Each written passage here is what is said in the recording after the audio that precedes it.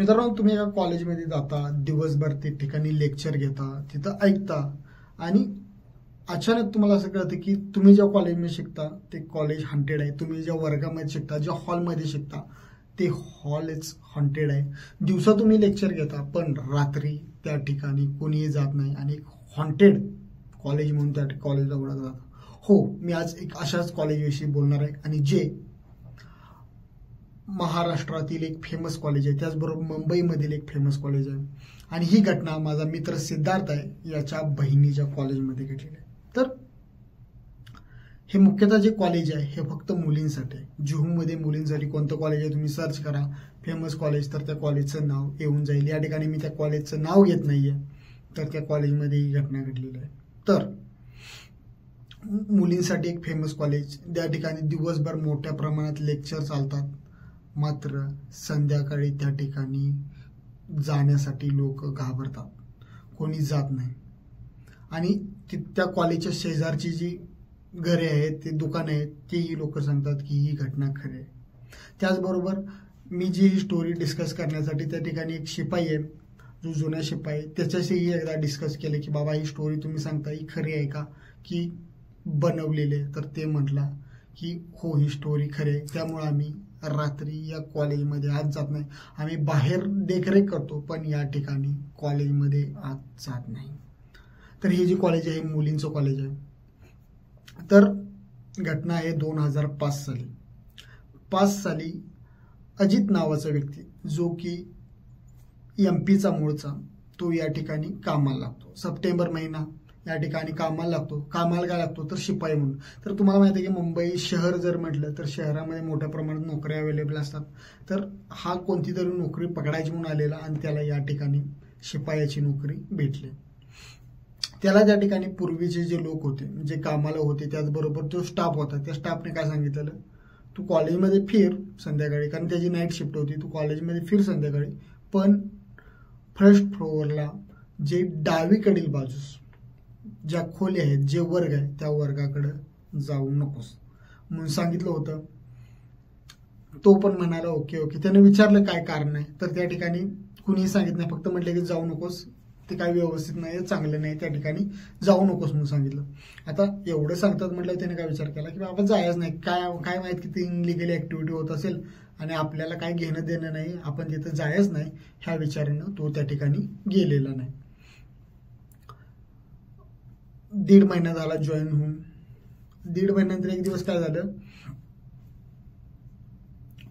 जे शेवटचं लेक्चर होते 5 ते 5:30 वाजता लेक्चर संपलं.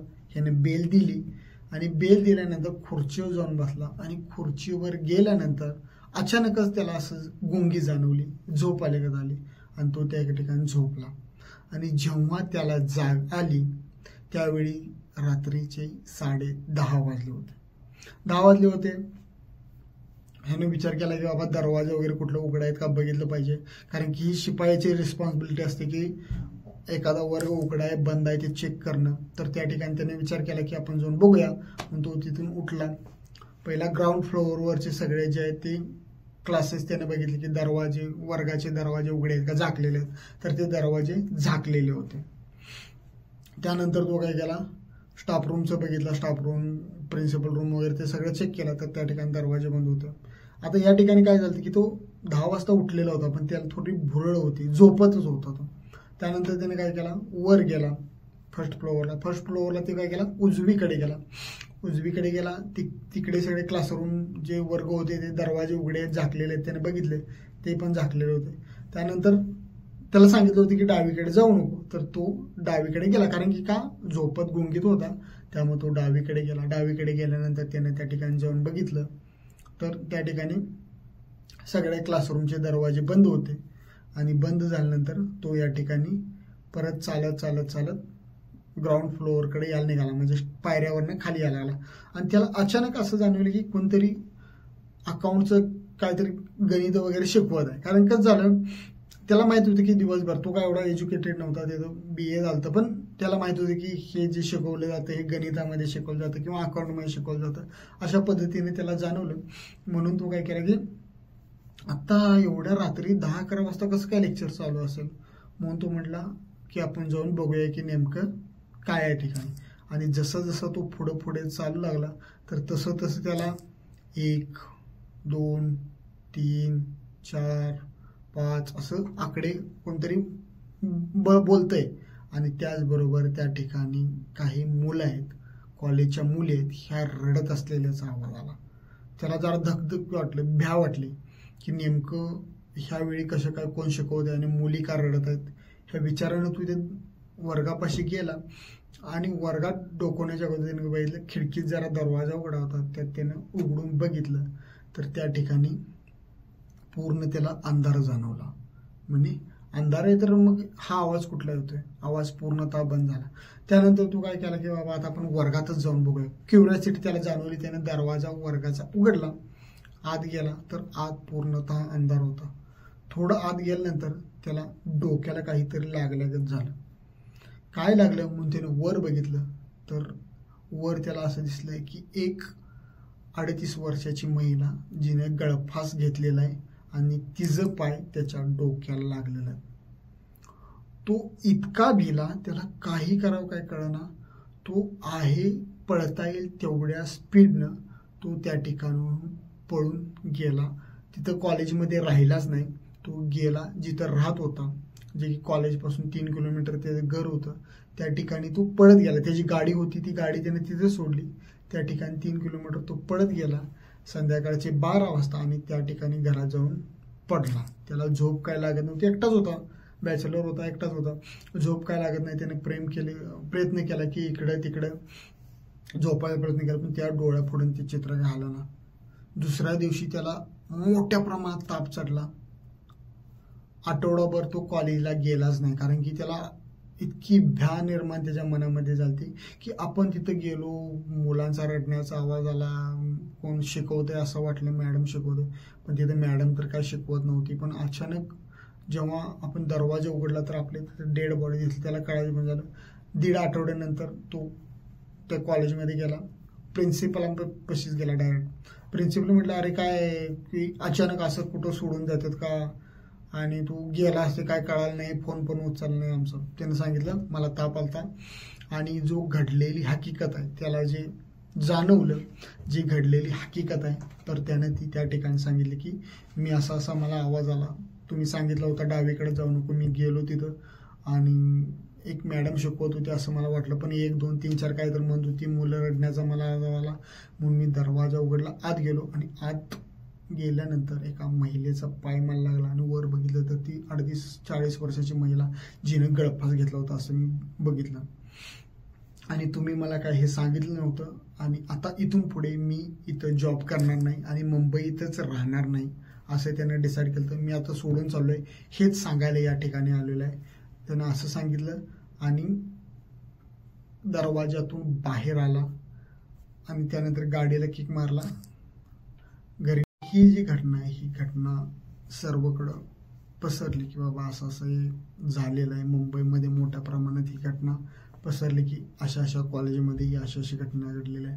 तर या घटनेची जेव्हा चौकशी केली तर असं कळालं की या ठिकाणी अनुराधा नावाची एक शिक्षक होती जी की BCom च्या वर्गाला अकाउंट शिकवत होती.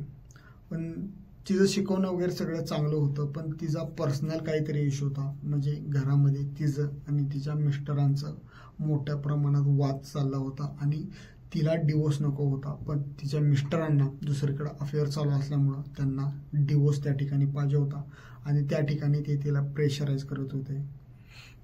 आणि त्याचंच फ्रस्ट्रेशन म्हणून त्या अनुराधा मॅडमनं एका वर्गामध्ये 7 वाजता ज्यावेळी कॉलेज बंद झालं त्यावेळी त्या ठिकाणी गळफास घेऊन आत्महत्या केली होती.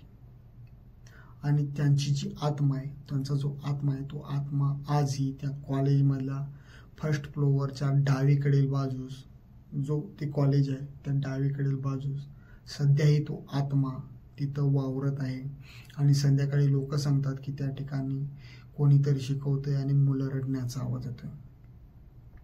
जेव्हा या ठिकाणी आपण हे केलं की बाबा ती शिकवत होती तर मुलं कुठून आली, तर असं लोकांचा गृहीतक आहे की ज्या ठिकाणी आपण जी महिला आहे त्या महिलेनं जसा स्वतःचा आत्मा त्या ठिकाणी आहे, त्याचबरोबर काही मुलांचाही आत्मा त्या ठिकाणी काबीज केलेला आहे आणि ती मुलं त्यामुळे त्या ठिकाणी रडतात असं सांगितलं जातं. तर आपल्याला माहीत नसतं की बऱ्याच ठिकाणी आपण जातो, दिवसभर राहतो, टाइम स्पेंड करतो, पण अचानक असं होतं की बाबा त्या ठिकाणी असं विचित्र काहीतरी जाणवावं लागतं. तर तशा ठिकाणी थांबत जाऊ नका, तिथून लवकरात लवकर बाहेर पडा आणि अशा गोष्टीमध्ये गुंतून राहू नका. किंवा आपण अनेक वेळा पडक्या बिल्डिंग, त्याचबरोबर जुनं पडलेली घरं वगैरे आहेत अशा ठिकाणी जाऊन बसतो. तर अशा ठिकाणी बसणं टाळा. तर काय काय म्हणतील, सुशांत तू काय सांगतो, हे काय खरं असेल का? खरं असेल नसेल हा भाग वेगळा, पण या पृथ्वीतलावर ज्या पद्धतीनं देवाला मानता तुम्ही त्याच पद्धतीनं अशाही गोष्टी आहेत. ज्या ठिकाणी पॉझिटिव्ह आहे त्या ठिकाणी निगेटिव्ह आहे, ज्या ठिकाणी अधिक आहे त्या ठिकाणी वजा आहे. त्यामुळं अशा गोष्टी घडत असतात आणि इतक्या गोष्टी ह्या निघतात, तर ह्या गोष्टी डेफिनेटली खऱ्याच असतील. तर तुम्ही एक गोष्ट करा की अनोळखी ठिकाणी जाऊन अपरात्री बसायचं टाळा, जेणेकरून अशा घटना तुमच्या बाबतीत घडणार नाही. सुदैव चांगलं तर त्यामुळं तो जो व्यक्ती होता तो व्यक्ती त्या ठिकाणी वाचला. तर मित्रांनो, आजची जी रिअल स्टोरी आहे, ही रिअल स्टोरी तुम्हाला कशी वाटली? जर आवडली तर नक्कीच शेअर करा आणि सबस्क्राईब करा. त्याचबरोबर आजची जी स्टोरी तुम्हाला कशी वाटली ते सांगा. आणि त्याचबरोबर तुम्ही या ठिकाणी त्या कॉलेजचं नाव कमेंट करू शकता. या ठिकाणी मला माहीत आहे, पण मी या कॉलेजचं नाव या ठिकाणी घेऊ शकत नाही. तर धन्यवाद. तुमचा दिवस शुभ जावो.